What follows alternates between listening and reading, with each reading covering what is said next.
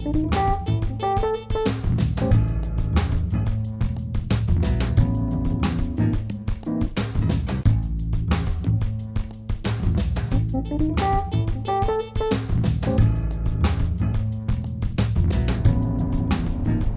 I'm Doug with Hasson and Wong, and I have a Dr. Hasson patient here that you people that have done research may know as Nick Nitro on the websites. Nick, I just wanted to welcome you to the clinic, and your results look fabulous, and just wanted to maybe ask you a few questions and get a little bit of your perspective on how you found us and, you know, the start of your journey and how everything worked out for you. Well, I started researching hair transplants in 1994, and that was really before the growth of the internet. So you had to go to clinic, drive, and I wasn't too impressed. And then in the early 2000s, the growth of the internet really took off, and I found several websites, and I happened across a fellow many of you know, Futzy Head, and he spent quite a bit of time with me. I did more research at that point on Hasson and Wong, and learned that there were no complaints, that your customers were satisfied, your patients were satisfied. There were no online posts that were negative.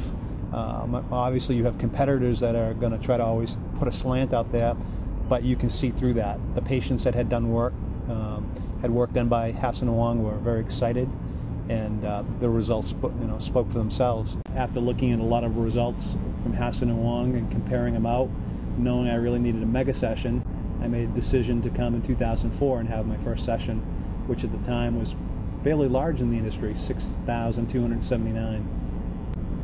So you had a pretty big size surgery the first time, and that probably gave you a pretty huge cosmetic change, but you wanted to have a little bit more in the crown for the second procedure. How did the first procedure work out, and did that pretty much change things pretty dramatically for you, cosmetically? Cosmetically, yes. I mean, in my 30s when I had my hair loss, I felt like I was 50 years old. And once the hairline started growing in, it motivated me to get healthy, go to the gym. And I felt at that point more like a guy in my 30s instead of being my mid-40s. So we made the decision to come back and go for hair transplant number 2, thicken up the hairline and really work on the crown. And it brought me to 10,400-ish total grafts. One of the rare guys that have had over 10,000. You had mentioned earlier that you kind of use this as kind of a motivational tool to kind of get back in shape and change some things. Sure. I mean, I'm closing in on 50 years old, and I feel more like I'm in my 30s. I'm in the gym 5 days a week, and when I came through the door here, I was 27% body fat. Today I'm 12% body fat. I think my overall appearance back when I was bald really, I wouldn't say depressed me. Life was good, but I certainly didn't see in the mirror my age. It made me look a lot older than really what I was. So this has been a huge transformation for me, and this was the catalyst. Any message out there for prospective patients that are looking for a hair restoration?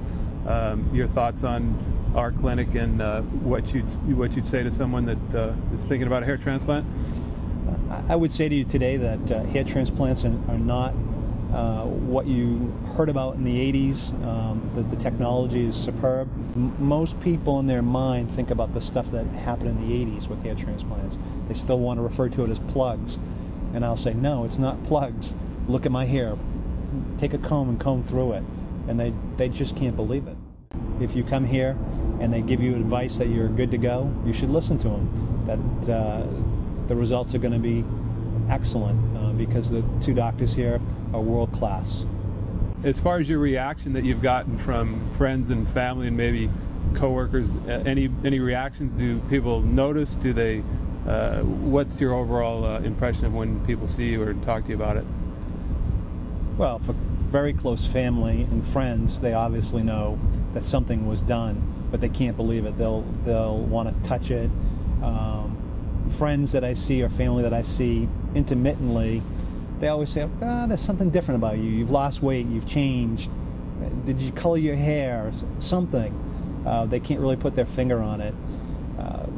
The girl that cuts my hair, she has no clue. I started going to her about 14 months ago. I actually had to show her my photographs of my surgery, and she's just blown away by it. You had touched on a little bit of your journey to get here. Was there anything that maybe set Hasson Wong apart from other clinics, or anything that you discovered along the way that might have been some differences that kind of ultimately led to your decision? Well, number one would be proven results. I don't look for a medical practitioner with slick advertising and a big marketing campaign. I want to go in and have someone that's down to earth, that's going to take the time to talk to me on my terms, not medical terms per se, but I want to see results. I want to see patients, and just big budget advertising with patients that I can't determine whether or not they're real or they're just actors or actresses. It's not going to do it for me. What was your overall experience the day of surgery, comfort level, and was it everything you expected? Well, first, I mean, you don't know what to expect. It's the unknown.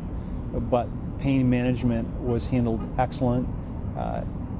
There's always going to be a little bit of discomfort with needles and Novocaine, but again, they're not a big deal. I think it's the fear of the unknown that bothers most of them. If they can handle getting blood drawn, getting a tetanus shot, whatever it may be, a needle, they can come here and take care of it. Well, we appreciate you spending a little time with us. Your hair looks awesome. I'm really thrilled for you, and good luck in the future. I don't think we need to see you anymore, so it was good to see you. Thank you. It's my pleasure coming back.